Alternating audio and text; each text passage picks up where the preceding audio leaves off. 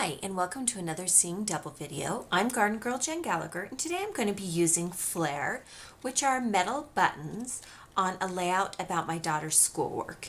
So Flairs come in a lot of different designs, and some come in different sizes.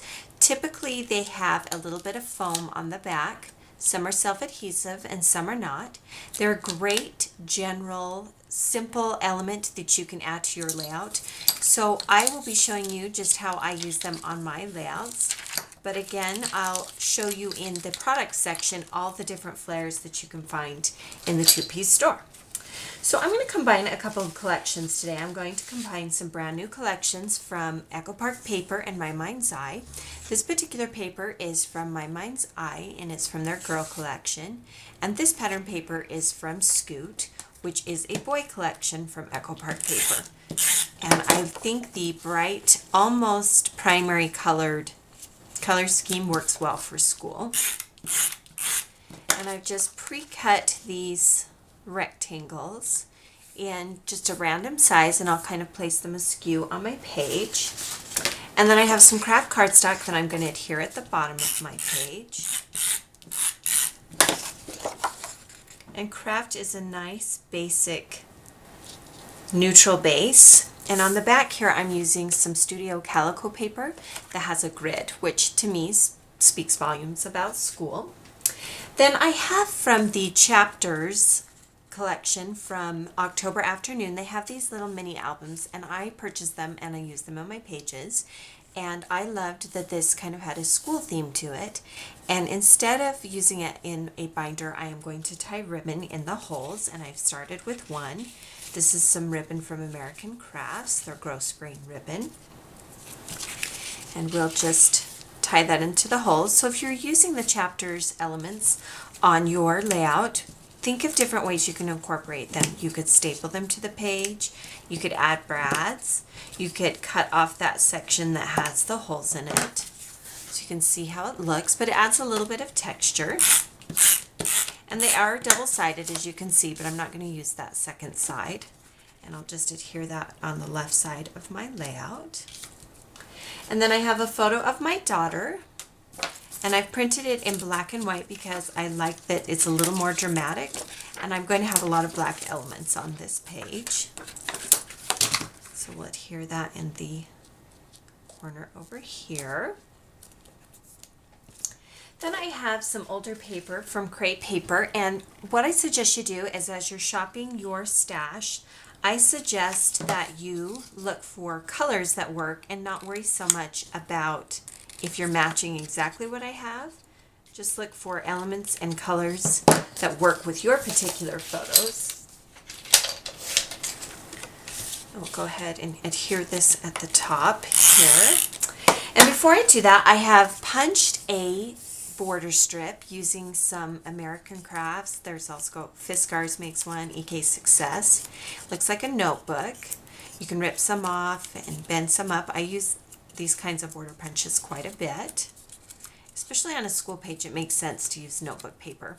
So design with intention. Think about how you're going to use the element and if it supports the theme or the feeling of your layout. And then here on the bottom here, we'll actually trim it at a diagonal. So let's go ahead and adhere this right here on this lower section. Then this paper is also from the Scoot Pattern Paper collection, and I'm going to gently fold it in half and notch the ends. I do this in order to get matching ends. You can use whatever method you want, or you can even use a border punch to punch along the edge and give it a little bit of a decorative edge. That's completely up to you. And then I'm going to wrap some white twine around. I'll link you to some other twines. We have both solid twine in the store as well as baker's twine. So black and white baker's twine would also be adorable on this page. Well, another way to do this is to adhere it first with some glue dots and then come back and do this portion. So whatever is easiest for you. We'll go ahead and tie the ends. into a bow. Make sure they're pulled a little bit taut. And then we can adhere that border strip right on our page. So trim off any extra twine that you want. And then I'm going to use some glue dots to hold this in place, because now that I have twine on it, I don't want that twine wiggling around at all. So 3 or 4 glue dots strategically placed will work just fine.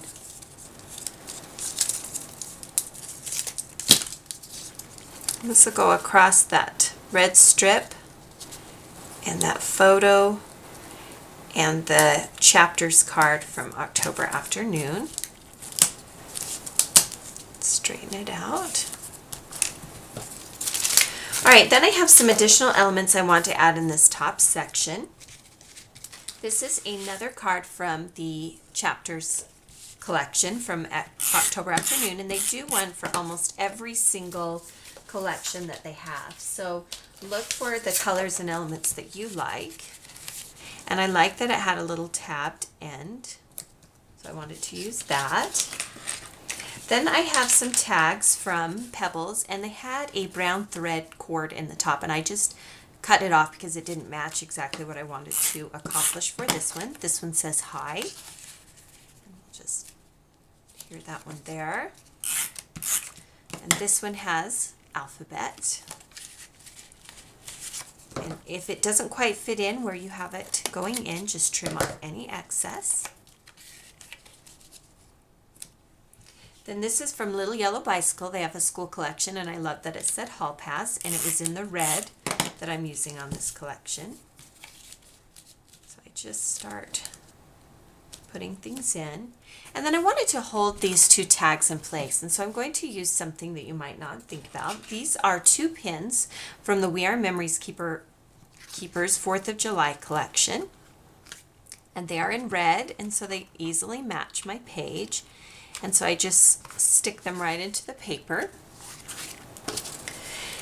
And then I have an A that I have cut from some Lily Bee pattern paper, and I'm going to put this for the title, and you could use either side. This A would work either side. I'm going to use the solid side. I just want to overlap things. And then I created this using my printer. I printed it out. If you have nice handwriting, which I don't particularly care for mine, you could also do your own handwriting. And we'll just create a little pennant, and then using your fingers, kind of bend it up a little bit, and then only adhere this very top part. And we're going to adhere that right behind the A. My daughter works very hard for her grades, and she is a straight A student. So that is what this particular layout is about. We're going to finish off the title using some of the thickers from American Crafts. We'll just place those on there, and I picked a black so that it would match my color scheme. You can use whatever colors you like, or you can use your silhouette, whatever you like to use to cut out your titles. And you can move it around so it fits however you like. I'll go ahead and finish this title and come back and show you how I chose to do it. So I went ahead and put them on, and I put my E a little bit tilted for some added interest.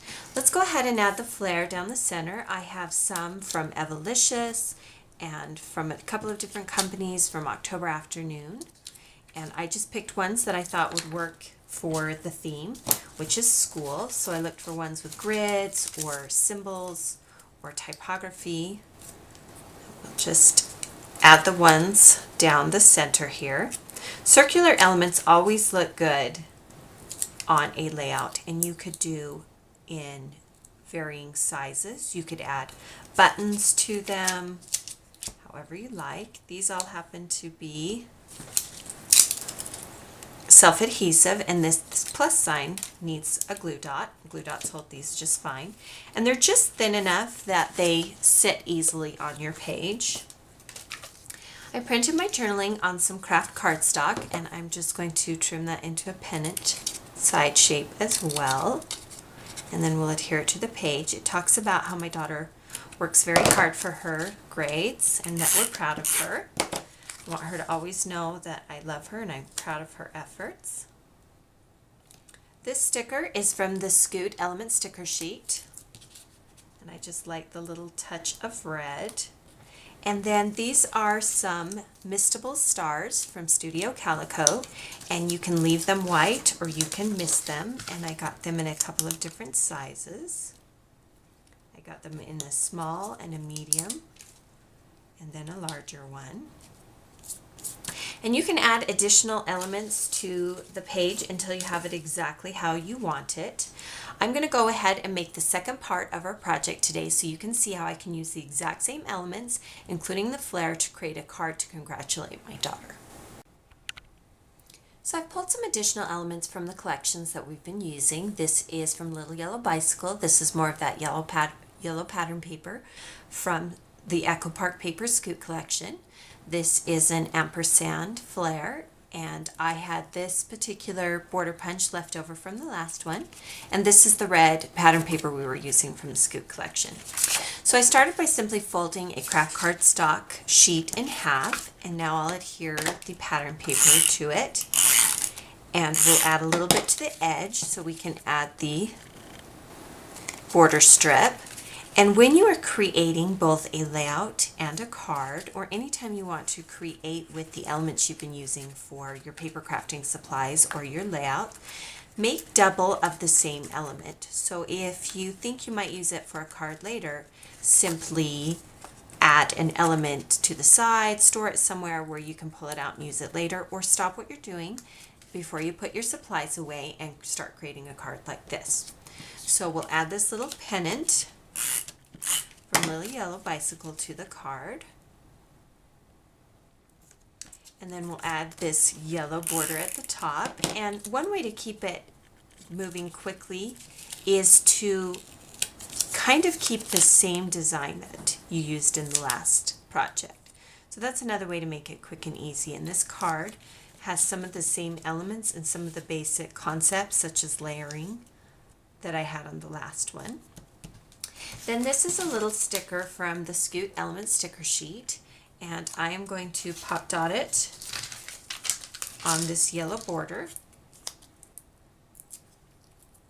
We're going to slightly overlap the listen, and then we'll put the ampersand right in the center of that. And you'll see that it shows the little pink circle on the edges, and it will cover up that scooter because the scooter doesn't really have anything to do with what I wanted to do. And then you'll see that I added on the layout a couple of green gems or enamel dots or whatever you have. These happen to be from Studio Calico. And we'll add a few of those to the card as well so that they balance and match.